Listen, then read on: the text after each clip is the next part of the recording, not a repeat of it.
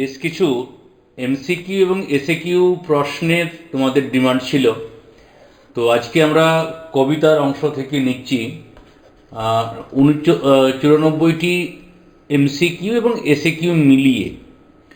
তো শেষ বেলায় আমরা বাংলা কোন প্রশ্নগুলো দেখব, কিভাবে উত্তর নেব, তার মডেল উত্তর কি, বোর্ড কিভাবে উত্তর লিখতে বলছে, এই নিয়ে ডিসকাশন। 94 প্রশ্ন, অথবা একটু হয়তো সময় লাগবে। তোমরা পরীক্ষা দেবে কবে না? 10th ফেব্রুয়ারি। প্রথমে যে বিষয়গুলো বলছি, কে বলেছে, কাকে বলেছে, সংখ্যাবাচক বিষয়, এগুলো ভালো করে মনে রাখবে। উদ্ধৃতিমূলক বা লাইন তোলা প্রশ্ন হলে কবির নাম, রচনার প্রসঙ্গ উল্লেখ করবে। মানে অর্থাৎ উল্লেখ করে উত্তর করতে পারলে বেশ ভালো। তাছাড়া তুমি যদি না পারো এই দুটো অংশ, তাহলে সরাসরি উত্তর করবে। তো আমরা উত্তর লিখে দেখাবো। এসএকিউতে সরাসরি উত্তর লিখবে, তবে কবির নাম বা প্রসঙ্গ উল্লেখ করার প্রয়োজন নেই, কারণ 1 নম্বর মানের থাকে। তবে কেউ যদি লিখো, তার জন্য কিন্তু কোনো খারাপ কিছু না, তবে ভুল লিখো না, বানান ভুল করো না, এই বিষয়টা মাথায় রাখবে।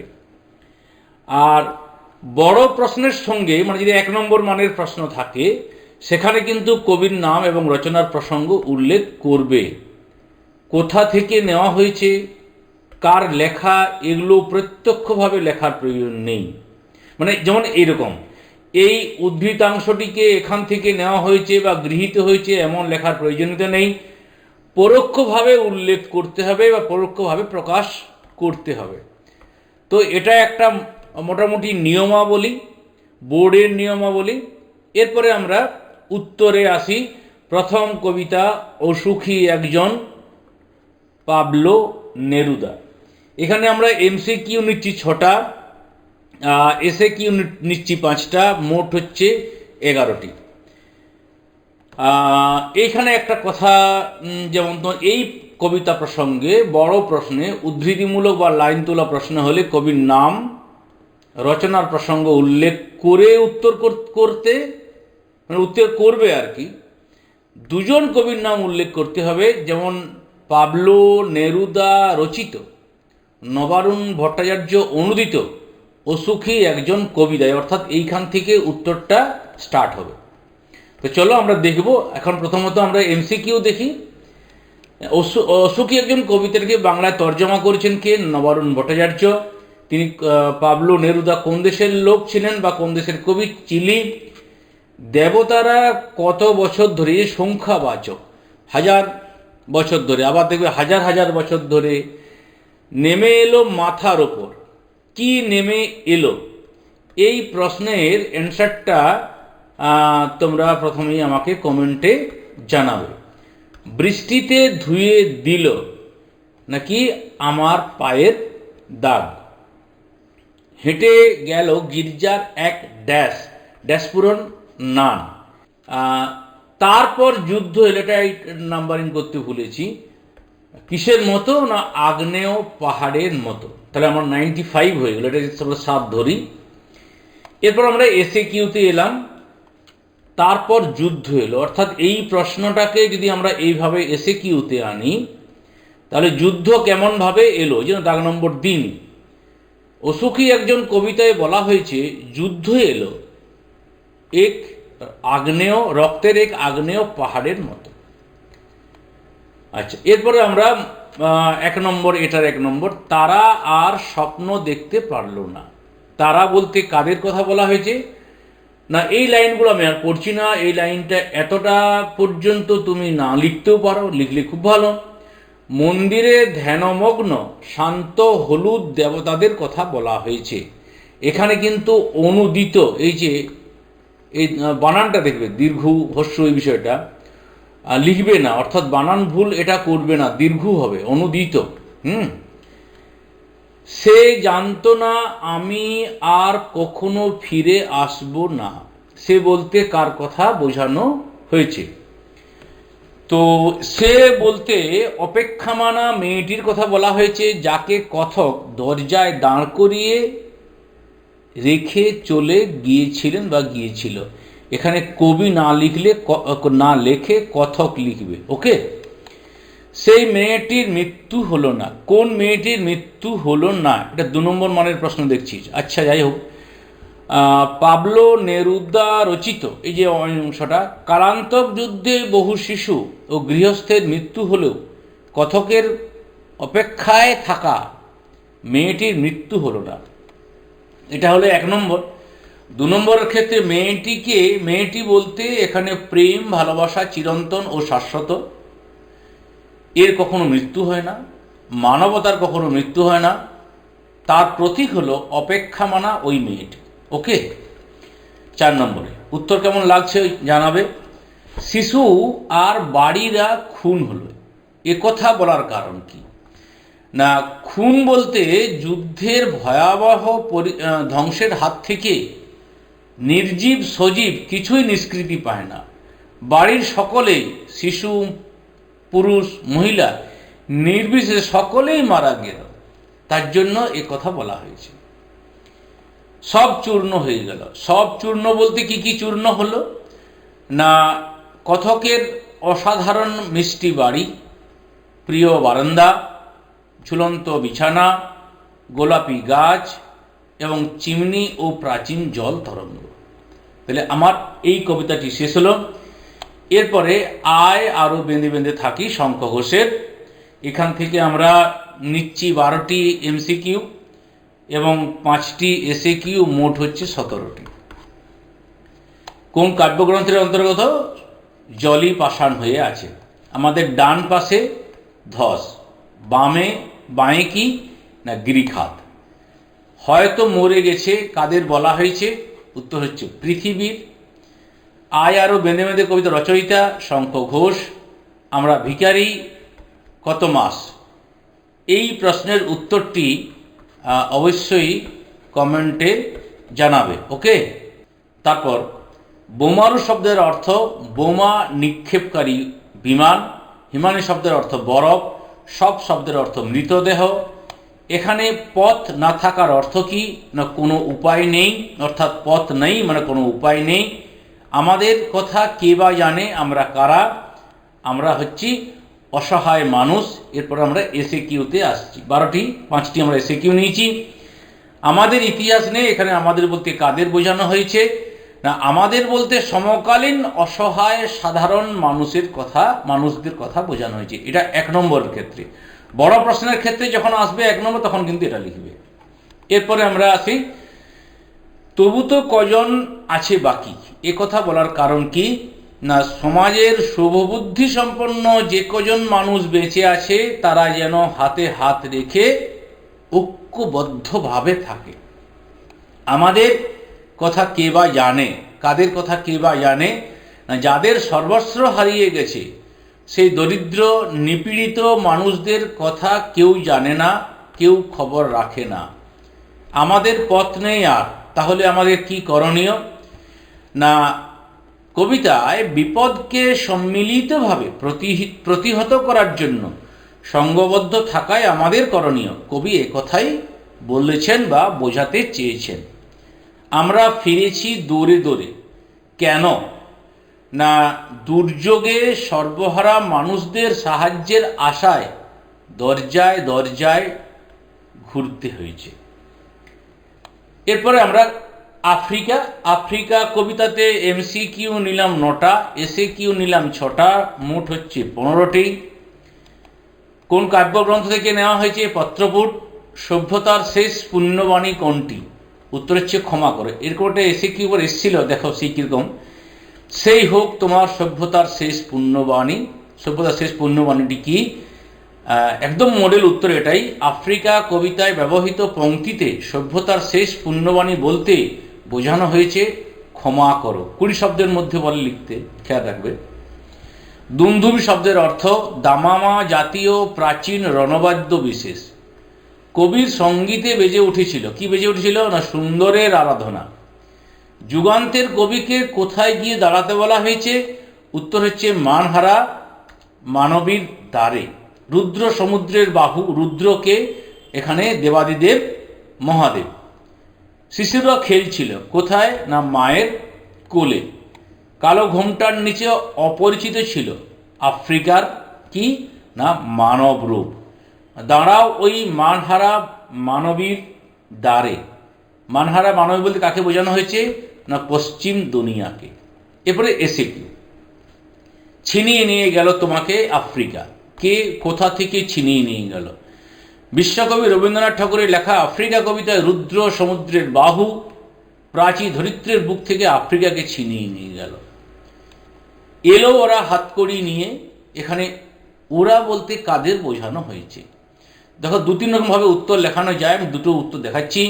সভ্যতার গর্বে অহংকারী অত্যাচারী ইউরোপীয় সাম্রাজ্যবাদী শক্তির প্রতি ইঙ্গিত করেছেন। বা মডেল উত্তরে যেটা লিখতে পারো, রবীন্দ্রনাথ ঠাকুরের আফ্রিকা কবিতায় ওরা বলতে সভ্যতার গর্বে গরিমাময় অত্যাচারী ইউরোপীয় ঔপনিবেশিকদের প্রতি ইঙ্গিত করা হয়েছে। হায় ছায়াবৃতা! কেন আফ্রিকাকে ছায়াবৃতা বলা হয়েছে? না, আফ্রিকা ছিল বনস্পতির নিবিড় পাহারায় পরিবেষ্টিত। আফ্রিকার ঘন অরণ্যে সূর্যের আলো পর্যন্ত পৌঁছাতে পারত না। তাই কবি আফ্রিকাকে ছায়াবৃতা বলেছেন। এসো যুগান্তের কবি। যুগান্তের কবি কে? কেন তাকে এইভাবে ডাকা হয়েছে? এখানে কিন্তু একটা 2 নম্বরের প্রশ্ন চলে এসেছে দেখছি। যাই হোক, না, বিশ্বকবি রবীন্দ্রনাথ ঠাকুরের লেখা আফ্রিকা কবিতায় সুবুদ্ধি সম্পন্ন মানুষদের পরিবর্তনকামী হলেন যুগান্তের কবি। সাম্রাজ্যবাদী রাষ্ট্রশক্তিরা মানবতার এবং শান্তির অবসান ঘটাতে চেয়েছেন। এই পরিপ্রেক্ষিতে কবি যুগান্তের কবিকে আহ্বান জানিয়েছেন। পাড়ায় পাড়ায় সেই সময় কি ঘটছিল না, সমুদ্রের পাড়ে সেই মুহূর্তে সাম্রাজ্যবাদীদের পাড়ায় পাড়ায় সকাল সন্ধ্যায় দয়াময় দেবতার মন্দিরে বাজছিল পূজার ঘণ্টা এবং শিশুরা আনন্দে খেলছিল মায়ের কোলে। এলো মানুষ ধরার দল। কোথায় এলো? কাদের বোঝানো হয়েছে? না, বনস্পতিতে ঘেরা আফ্রিকায় এসেছিল সাম্রাজ্যবাদীরা। এখানে কবিগুরু সাম্রাজ্য লোভী ইংরেজ সহ ইউরোপীয় রাষ্ট্রশক্তিকে নির্দেশ করেছেন। এরপর আমরা অভিষেক কবিতার এমসিকিউ নিলাম 8টা, এসএকিউ নিলাম 6টি, মোট হচ্ছে 14টি। বজ্রশিখার মশাল জেলে কে আসছে? না ভয়ঙ্কর। ইন্দ্রজিতে জিতি তুমি সতী। সতী বলতে কাকে বোঝানো হয়েছে? না প্রমীলাকে। অম্বরাশি সুতা কে? লক্ষ্মী। কিন্তু অম্বরাশি কথার অর্থ কি? সমুদ্রের কন্যা। মহাবাহু কে? ইন্দ্রজিৎ। এর অর্থ হচ্ছে মস্ত বড় শক্তিশালী বীর। মহাবলী কে? মেঘনাথ। নিসারণে সংহারিনু আমি। কাকে সংহার করার কথা বলা হয়েছে? রঘুবরকে। নিসারণে ইন্দ্রজিৎ রামকে সংহার করেছিলেন। অভাগী বলে নিজেকে সম্বোধন করেছেন? উত্তর হচ্ছে প্রমীলা। সিঞ্জিনী আকর্ষী রোষে। সিঞ্জিনী শব্দের অর্থ ধনুকের ছিলা। একটা প্রশ্ন তোমাদের কমেন্টের উত্তর দেওয়ার জন্য রইল, এটা 3 নম্বর প্রশ্ন। ইন্দ্রজিতের স্ত্রীর নাম কি? এরপরে এসএকিউতে এলাম। ঘুচাবো এই অপবাদ বোধির রিপুকুলে। কোন অপবাদের কথা বলা হয়েছে? এটা কিন্তু এই অংশটা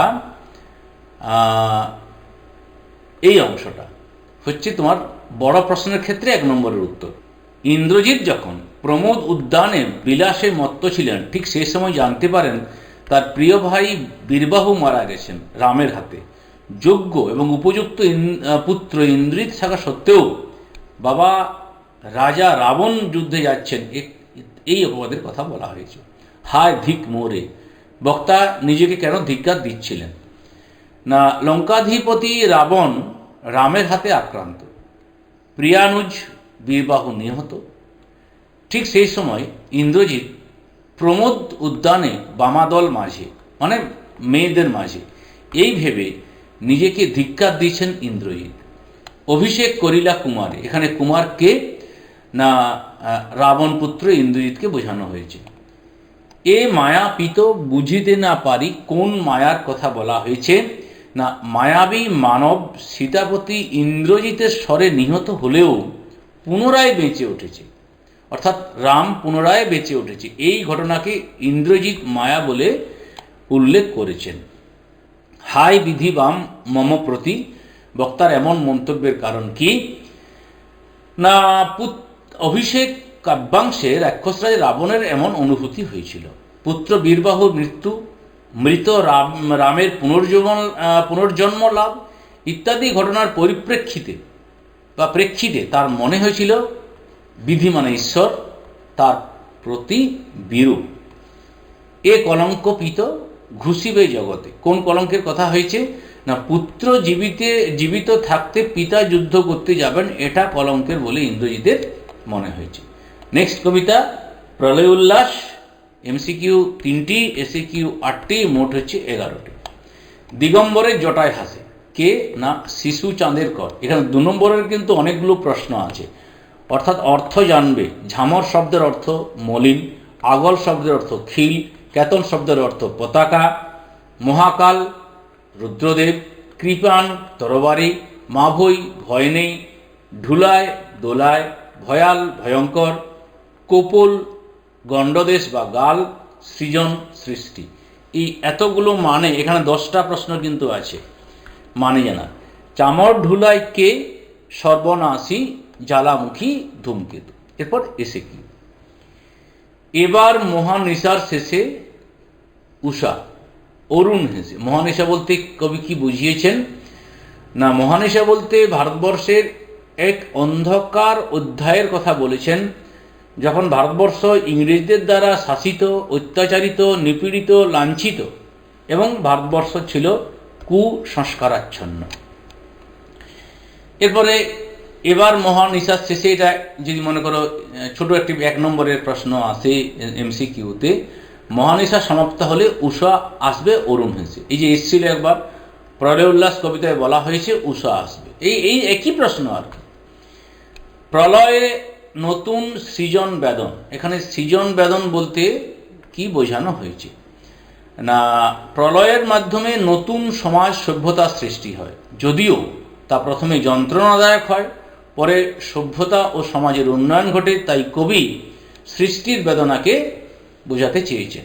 বধুরা প্রদীপ তুলে ধর। কাদের প্রদীপ তুলে ধরতে বলা হয়েছে না, ভারতবর্ষের গ্রাম্য গৃহবধূদের মঙ্গল কামনায় শুভ শক্তির প্রতীক হিসাবে প্রদীপকে তুলে ধরতে বলেছেন। কেন প্রলয়দেব হাসছেন না, এখানে কবি বলতে চেয়েছেন শিব একাধারে ধ্বংস এবং সৃষ্টির প্রতীক। বিকট অট্টহাসি হেসে তিনি পুরাতন জীর্ণ এবং যা কিছু অসুন্দর তা বিনাশ করেন। ধ্বংস দেখে ভয় কেন তোর? কবি এ প্রশ্ন কাদের উদ্দেশ্যে করেছেন? উক্তিটি করেছেন ভীত অচেতন দেশবাসীর উদ্দেশ্যে। ধ্বংসের মাঝে নিহিত থাকে, এটা পূর্ণচ্ছেদ হবে না, নিহিত থাকে নতুন সৃষ্টির হাতছানি।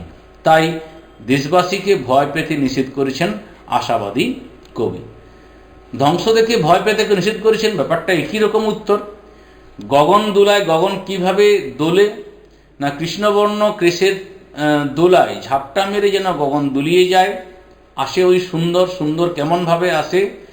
জরাজীর্ণ কুসংস্কারাচ্ছন্ন এই ভারতীয় সমাজকে ধ্বংস করে নবরূপ দিতে সুন্দর আসে কাল ভয়ঙ্করের বেশে। এরপরে সিন্ধু তীরে আমরা এখানে প্রশ্ন নিচ্ছি 10, 6, 16, এমসিকিউ 10, এসিকিউ 6। কোন কাব্যগ্রন্থ থেকে নেওয়া হয়েছে না, পদ্মাবতী। হীন আলোয়াল সুরচন। আলোয়াল কে ছিলেন? আরাকান রাজ্যের সভাকবি। অতি মনোহর দেশ, মনোহর দেশটি কোথায় অবস্থিত? সিন্ধু তীরে। পদ্মা কার কাছে বিচার চেয়েছিল? বিধির কাছে। পদ্মাবতীর কতজন সখী ছিল? 4 জন। পঞ্চকন্যা কত সময় পর প্রাণ ফিরে পেল? 4 দণ্ড পর। 7 নম্বরে তুরিত গমনে আসি দেখে কে? 4 সখী। পদ্মাবতী কাব্যের মূল গ্রন্থ এটা রচয়িতা কে না, মালিক মুহাম্মদ জায়সী। দিব্যপুরী ছিল কোথায়? সমুদ্র মাঝারে। কৃপা করো। পদ্মা যার কৃপা চাইছেন তিনি হলেন, উত্তর হচ্ছে নিরঞ্জন। এরপর এসে কি, কন্যারে ফেলিলা যথা। কন্যা কোথায় ফেলা হয়েছিল? কন্যাকে না সপ্তদশ শতকের রোমান্টিক কবি সৈয়দ আলওয়ালের লেখা সিন্ধু তীরে কাব্যাংশে সমুদ্রের উত্তাল স্রোত কন্যা পদ্মাবতীকে ভাসিয়ে এনে সমুদ্র রাজা দিব্যপুরীর কাছে ফেলল। সমুদ্র নৃপতি সুতা, তার নাম কি? মানে পদ্মা। বিস্মিত হইল বালা। কি দেখে বিস্মিত হয়েছিল? না পদ্মাবতীর রূপ সৌন্দর্য দেখে সমুদ্রকন্যা পদ্মা বিস্মিত হয়েছিল। পঞ্চকন্যা তাদের নাম কি? না চন্দ্রকলা, বিজয়া, রোহিণী, বিধুন্নলা, এরা মুখ্য সখী এবং মূল হচ্ছে রাজকন্যা হচ্ছে পদ্মাবতী। তাহাতে বিচিত্র টঙ্গী, কোন স্থানের কথা বলা হয়েছে? না সিন্ধু তীরের পার্শ্বে অবস্থিত পার্শ্ববর্তী উদ্যানটির কথা বলা হয়েছে, যেটি ছিল অতীব সুন্দর। সিন্ধু তীরে রহিছে মাঞ্জস। মাঞ্জস শব্দের অর্থ ভেলা বা নৌকা। এরপর অস্ত্রের বিরুদ্ধে গান, এখান থেকে MCQ 5, SAQ 5, মোট হচ্ছে 10। অস্ত্রের বিরুদ্ধে গান একটি ব্যঞ্জনাধর্মিক কবিতা।